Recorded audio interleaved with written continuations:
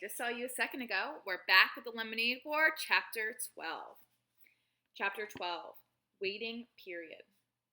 Waiting period. A specified delay required by law between taking an action and seeing the results of that action.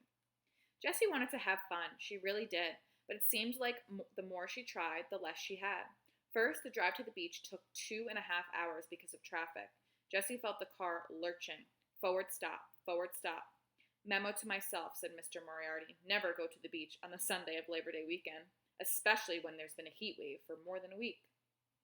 In the back seat, Jessie and Megan played license, plate tag, and magnetic bingo and 20 questions, but by the end of the car ride, Jessie was cramped and bored. Then the beach parking lot was full, so they had to park half a mile away and walk.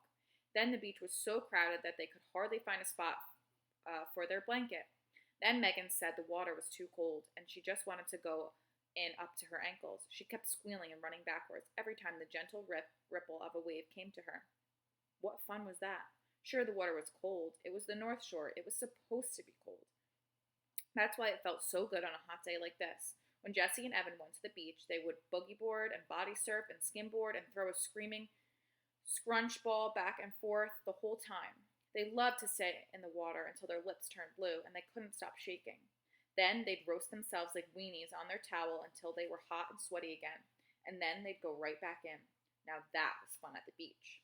Megan liked to build sandcastles and collect shells and play sand tennis and read magazines.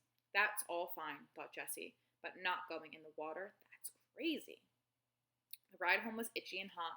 Jessie had sand in all places where her skin rubbed together, between her toes, between her ears, and between the cheeks of her bottom. And somehow she'd gotten sunburned on her back, even though Miss Moriarty had smeared her all over with thick, goopy sunscreen twice. Jessie didn't even have the patience for 10 questions, let alone 20.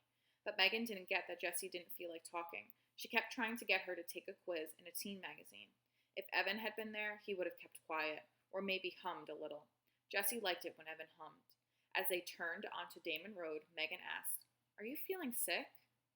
In fact, she was. For the past half hour, Jessie had been imagining walking in the door and facing Evan, and she'd been feeling sicker and sicker every mile that brought her closer to home.